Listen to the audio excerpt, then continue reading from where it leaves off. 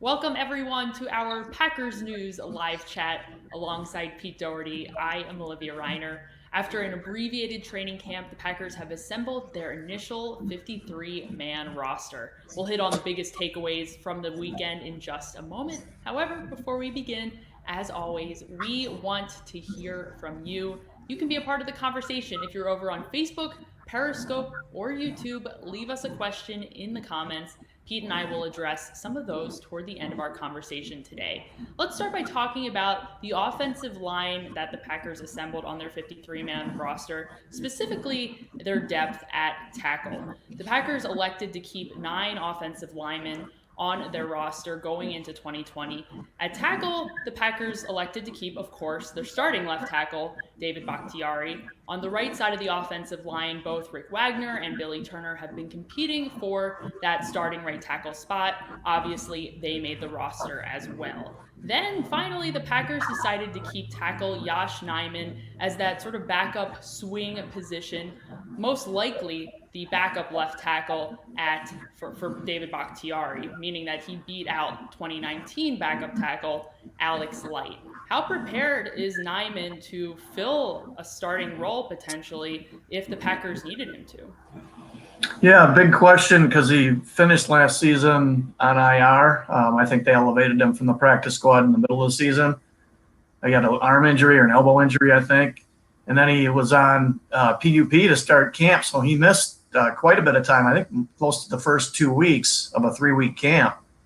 So it's got to be a big question, and I wonder if they have an injury. We'll learn a lot on game day against Minnesota if he's up or not. They have the league is allowed, if you carry 55 guys instead of 53, you can then carry 48 on game day. If 8 of those guys are offensive linemen, usually it's 7 you put up. So we'll find out, might tell us something on against the Vikings if Nijman is up or not. If he's not, then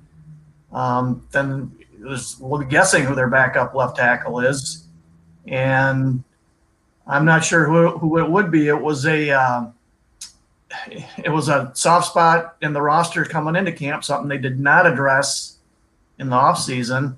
And after cutting Light, he did not make any kind of jump to, secure that job. So, we can talk in a minute if you want about who the backup left tackle might be, but we don't know for sure who it is. Pete, as you mentioned, Nijman's injury history, he ended last season on IR and he started this training camp on PUP. He didn't play in a game last season, and like I said, he spent all of the offseason, the end of December, go on IR. What are the Packers' options at backup left tackle if Nijman isn't ready to step into that role if David Bakhtiari goes down? Billy Turner has started one game in his NFL career over there. In 2017, Bakhtiari missed 4 games, and the Packers tried a couple different guys. They finally, in that 4th game, put Lane Taylor out there, and he held up better than anybody else. He actually did fine, so he's a possibility. And I wonder if Elton Jenkins is a real possibility. He started 5 games in college at left tackle. He played all over the place, and he's a really good player. He might be the best athlete. So, him or Bakhtiari are the 2 best athletes on the offensive line. The Packers have some options there. Not too many at depth at tackle. We'll see exactly how they decide to move forward as we get into the regular season. Let's pivot over to the wide receivers of the initial 53-man roster. The Packers elected to keep 5 going into 2020, including Devontae Adams, Allen Lazard, Marquez Valdes-Scantling, Equanimous St. Brown, and Malik Taylor. The former 2019 practice squad member Taylor earned that spot over the 2-year veteran in Jake Kumerow. What can Taylor bring to this wide receivers corps, Pete? I think a little more speed and explosiveness than Kumerow or Shepard had. I think his 40 time was, I looked it up, 4.46 coming out. Kumerow was 4.56, something like that, 4.55. So he's a little faster. His vertical was several inches higher, so that's a sign that he's probably a little more explosive a guy. He's not quite as big, but, the Packers need to get faster at receiver. They needed to in the offseason, and they really didn't do much. And this is a small step in that direction. I mean, we're talking the number, 4 or 5 receiver here, probably 5, but he is a little faster than Kumerow, a little more explosive, and he had a nice camp. I mean, he did fine. I remember in that in the scrimmage at Lambeau, the actual scrimmage they had, final play of the practice, Jordan Lubbock quarterback, and it was only like a 4 or 6 yard touchdown pass, but it was, the ball probably went 20, 25 yards in the air, and he was running along the back line of the end zone and caught it for a touchdown, and it was a pretty slick looking play. So, he does have some ability, and history shows guys get hurt, he's going to end up playing. Taylor competed for that spot with some of the others. You can take a look on the screen right now. Some of those names, like former Canadian Football League player Reggie Begelton, 2019 practice squad member Darius Shepard. However, the Packers are reportedly bringing both of those two on to the practice squad, so they have some depth there at the receiver position. Why did Taylor beat those two out specifically for a spot on the roster? Probably the same reason. More upside than Reggie Begelton, who's from the CFL, and same for Shepard. Shepard. I mean, there's a lot to like about the guy. He gets open in practice. He catches the ball. He's just seems smart and instinctive, but he's 5'11", and I think even just maybe a hair under. And he ran. I just looked it up yesterday. He ran a 4.62 40. So small and on the slow side for your position. It's just a tough thing because there's limited upside. He doesn't have a big catch radius, and he's not a super explosive guy. Usually the small receivers in this league are guys who are just, really noticeably quicker and faster than everybody. So I think it was just an upside thing, and Taylor's combination of size and speed is better than Shepard's. So he made the 53, and Shepard's on the practice squad. A big opportunity for Taylor going into this 2020 season, his first 53-man roster ever. Very big news for him. Let's move over to the defense. One of the most interesting position groups to keep an eye on throughout this training camp was the outside linebackers position. The Packers have decided to keep 5 outside linebackers, one more than last year's initial 53-man roster. The locks throughout training camp, of course, were Preston and Zadarius Smith and 2019 first-round pick Rashan Gary. However, the remaining spots were up for competition among players like Tim Williams, Jonathan Garvin, and Randy Ramsey. Both Ramsey and Garvin beat out Williams for those 4th and 5th spots. Why did they beat out the veteran in Williams? Younger, a little cheaper. Not a huge difference, but $200,000 with next year's cap going down. Every dollar that'll carry over to next year, every dollar counts and helps. Williams, all camp, worked ahead of them in the rotation.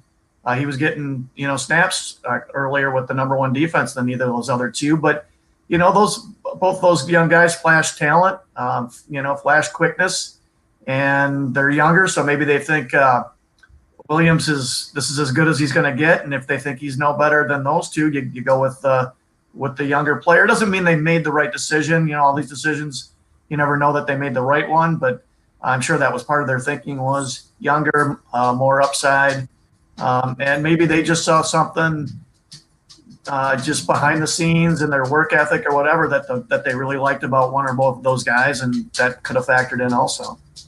More upside for the 2 younger outside linebackers. Garvin was the Packers' 7th-round pick in 2020. Ramsey was an undrafted free agent that signed on with the practice squad back in 2019. Pete, who is most likely to see the field first? Not sure. I would guess. I mean, you got to think Ramsey because he's been around longer and knows this defense better. So that would be my guess. But I don't know that for sure. You never know what Mike Pettin and Matt LaFleur are thinking there. Something to keep an eye on heading into the start of the 2019 season. That 4th outside linebacker spot, granted, will not be as important as the 3rd, the 2nd, or the 1st. However, as we know, Rashan Gary and Kyler Fackrell, who were both the 3 and the 4 last season, both got on the field a substantial amount. So we'll keep an eye on that going forward as we start up the regular season. Very exciting stuff. Let's move over to our questions over on Facebook, Periscope, and YouTube. Regardless of where you are, we're not just taking questions from Facebook today. We're also taking questions from Periscope and YouTube. So if you have a question, you're over there. Let me hear it. Let's go. Let's start with Natasha, who asks the golden question. This is such a great question because it's probably a question that we have an answer to. However, perhaps it's not a very confident answer. Natasha asks, who is the Packers' #2 inside linebacker? The first inside linebacker is clearly free agent signing Christian Kirksey. The Packers added him in place of free agent departure Blake Martinez, who is now with the New York Giants. Alongside of him, going into this training camp, it seemed that Oren Burks would be that second inside linebacker to complement Kirksey. He's coming off of an injury last season. He spent most of the season on IR with a pectoral injury that he sustained in training camp of last year. Now, going through training camp, it looked like Kamal Martin, possibly the draft pick from 2020, he possibly could have hurdled Burks in the depth chart for that second inside linebacker position. However, it was reported that he had surgery just a week or so ago on his knee. Doesn't sound like he'll be able to start anytime soon. Pete, who is the likely second inside linebacker in base defense for defensive coordinator Mike Pettin? Yeah, by the time Martin got injured, it was pretty much a given, I think, that he was going to be the starter. I'm not sure. Burks, worked with the ones quite a bit before Martin took that over, and he seemed to be the next guy in. But that doesn't necessarily mean that they ended up not like, they may have liked Summers better by the end of camp. And they're not sharing that with us. I would guess Burks. I wouldn't bet a lot of money on it, but I would guess him because he's, a guy who's been here for a couple of years and been in the defense for a couple of years. And so he knows it a little better. But if it were Summers, it's not like I'd be shocked. And they'll also maybe they'll just play more of the Raven Green dime defense with Green being the second inside linebacker, basically, than maybe they had planned to if Martin had been the guy. It's possible that Mike Pettin would look to someone like a hybrid safety in Raven Green to fill that spot. However, Raven Green is also dealing with an injury. We know there's some depth. There are some other players who are able to play that hybrid spot, like a Will Redmond. However, it's not the Packers' top choice either. So something to keep an eye on as we get closer to next Sunday. We're a week away from the Packers' first game of the regular season. Let's move over to Daniel. Daniel says that the Packers ought to call tackle Jared Valdir, bring him out of retirement/free agency, whatever he's doing, just as they did toward the end of last season when they were in need of a starting right tackle when Brian Bulaga went down.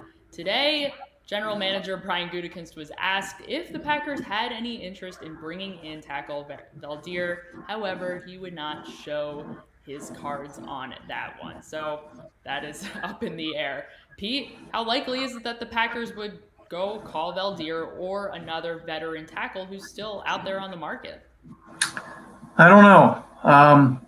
He was getting pretty creaky the last few years, and I know that I talked with an offensive line coach about him last year who said, and he said he had worked the guy out a couple of years before that and thought, you can't bring this guy in to be your starter. If he's got to play 3 weeks in a row, his body's breaking down, his performance is going to decline. So I wonder if, he's probably on their emergency list. And if there's Bakhtiari, or let's say Bakhtiari has a season-ending injury, then maybe they look into bringing a guy like that in to be a backup. But they might be thinking that nobody else is going to sign him, so they don't have to put him on the 53, and they can add him later if need be. And maybe they think Josh Nijman is more ready than the rest of us do. Who knows? It's clear they're intrigued by Nijman as a prospect. It's just a matter of whether or not he's developed enough to be capable to step in a starting role in a pinch when the Packers need him. He does not have any NFL experience under his belt yet. Something to certainly keep an eye on. Let's move over to Brandon over on YouTube. Brandon asks, asks, are there any defensive linemen or linebackers that looked like they'll be able to step up? I'm assuming you're talking about run defense in particular. They look scary. Who's perhaps I'm not sure who they are. I have lost some of your. I'm not keeping an eye on all your comments, but let's take a look at the full initial 53-man roster. I'm going to get rid of your comment here for just a second, Brandon. So here's the initial 53. The defensive linemen look awfully similar to how they looked last season. Kenny Clark, Dean Lowry, Kingsley Keke, Tyler Lancaster, Montravius Adams. In fact, identical to how they looked last season, Pete. Montravius Adams is someone who has now been on this team in this defense for several years, has yet to seemingly make that jump that defensive coordinator Mike Pettin would like to see him make. As the season went on last year, he seemed to get less and less of a role on defense. His snaps decreased over the course of the season. He's now injured. He's missed a good chunk of training camp. This is supposed to be a season where he was able to step up and contribute to this defensive line. However, that might be delayed. We don't know if he's going to be able to start come week 1 against the Minnesota Vikings. How likely along the defensive line, how likely is it that Adams is able to contribute to this defense like the Packers need him to in 2020? Yeah, I don't know. Those toe injuries, big toe injuries, might not sound like a lot, but those can really bother guys and be really slow healing. Sprained toe, turf toe, whatever you want to call it. Some guys are out for quite a while with that. The guy who, if you're looking for someone and hoping for somebody on the Packers defensive line who might improve a lot, I would think the guy you'd keep an eye on is Kingsley Keke. He flashed more in camp than he did last year, a little more as a pass rusher than run defender. But, he's a second-year guy, so, it's a lot of times those are guys who make a jump. So he might be by the end of camp, Adams wasn't practicing, but Keke might be the better player of the two anyway.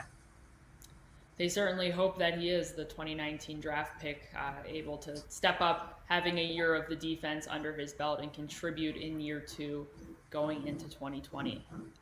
Thank you, Brandon, for your question. Let's move over to Kenny here. Kenny asks if there are any key arrivals and departures on the Packers roster. The 53 is entirely made up at the moment of players that the Packers had in-house in training camp. Of the players that have been released, Pete, who was either most surprising or possibly a player that the Packers might not wanted to have seen depart and get picked up elsewhere? Well, they did lose Malik Turner to the Cowboys, claimed him. I don't know if Turner would have been signed to the practice squad ahead of Shepard and Beggleton or not. So I don't know that I would consider that a real big loss. I think it sounds like the Cowboys brought him in as much for a special teams guy as anything. I think the Packers have a bunch of those guys with all the tight ends and linebackers they have. So I don't know if they suffered any, big losses like losing Taysom Hill to New Orleans a few years ago. And they didn't put any claims on anybody. So there was nobody out there that they, at least 4 years or less service, who they really, felt strongly about adding to their roster was better than what they had. So there were no moves there. The same ones that everybody else, Kumaro and Light probably jumped out more than any, but I don't think either one was. They were both, they were surprising, but I wouldn't call either one, like stunning that they cut them. The practice squad will continue to get formed over the next couple of days as players are brought into the facility and have to go through COVID testing. That will take a couple of days, so keep an eye out on when the Packers officially announce their practice squad and as we continue to report what exactly the complexion of that practice squad looks like. I believe, let me even bring up my spreadsheet right now, the Packers are up to 12 players that we've reported and confirmed over on PackersNews.com. You can check that out as well. So 12 players, the Packers are able to bring in 16 total, so they have math, 4 more spots. Thank you, Kenny, for your question. Let's move over to Garrett. Garrett asks, what injury is going to affect the Packers the most this season? Let's frame it, I suppose, going into week 1 against the Minnesota Vikings. The Packers have a few players with nicks and bruises here and there coming out of Sunday's scrimmage in Lambeau Field last week. That would include players like right tackle Billy Turner, who sustained some sort of knee injury in that scrimmage. Other players were already injured going into that game, like safety Raven Green, cornerback Kavion Ento had surgery. Inside linebacker Kamal Martin had surgery. Of the potential players that won't be available for week 1, which will be the most devastating to the Packers? Yeah, we don't know the severity of most of those. So, Turner and Green are the two most important guys, but we really don't have any idea whether either will be available this week or not, or maybe both. Paper, you might think Turner would be the bigger loss. I still wonder, though, if they could make up for his loss better, because they could move Jenkins out there. They do have Wagner who could play there. Wagner's been a starting tackle in this league for a while. If Green can't play, that's just he's a lot better than Will Redmond in that hybrid linebacker safety role. And not that he's a great player, but they did seem to miss him last year when he got hurt in that second game and missed the rest of the season. Or maybe he came back. I think he came back for the championship game, if I remember right. But I wonder if both of those guys can't play, I wonder if they'd end up missing Green more than Turner. Green was active for the NFC Championship game. However, he did not play. So, Pete, yes, you're always on top of this stuff. You great eye for detail. I try to remember what I can. There's a lot of info to keep inside of here. Thank you, Garrett, for your question. And I'll take this question as kind of a follow-up to that. Guy asks, who will be moved to IR, short-term IR, and who do you think will replace them?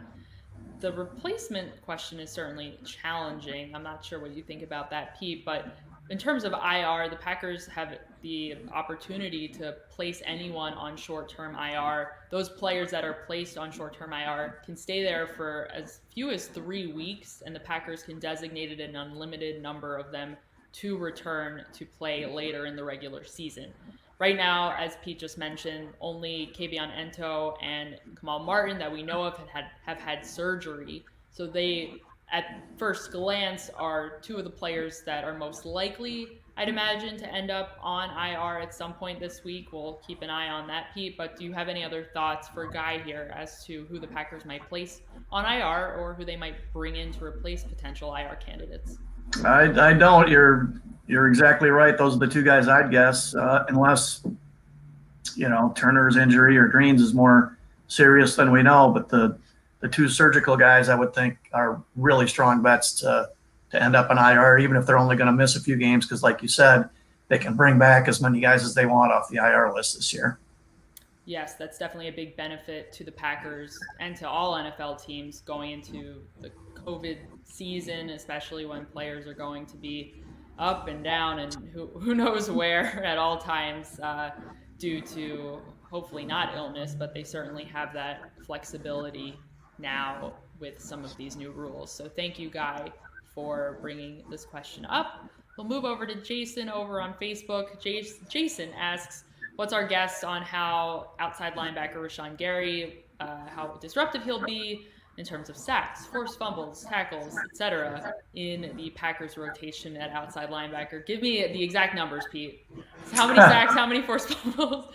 No.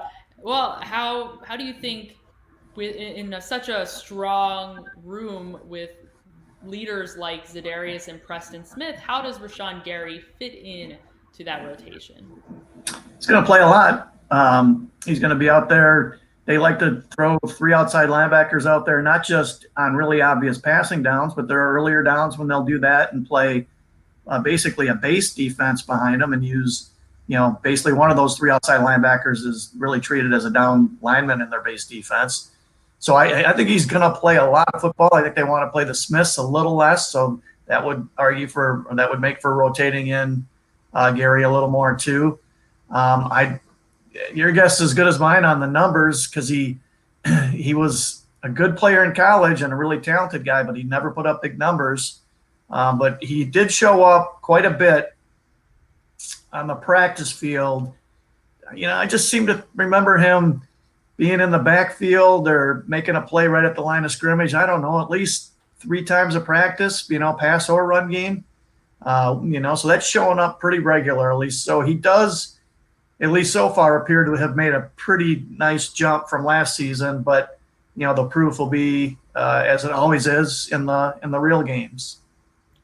He has certainly appeared disruptive in training camp. However, with no preseason, it is tough to tell how Rashan Gary's game will translate to an actual regular season game.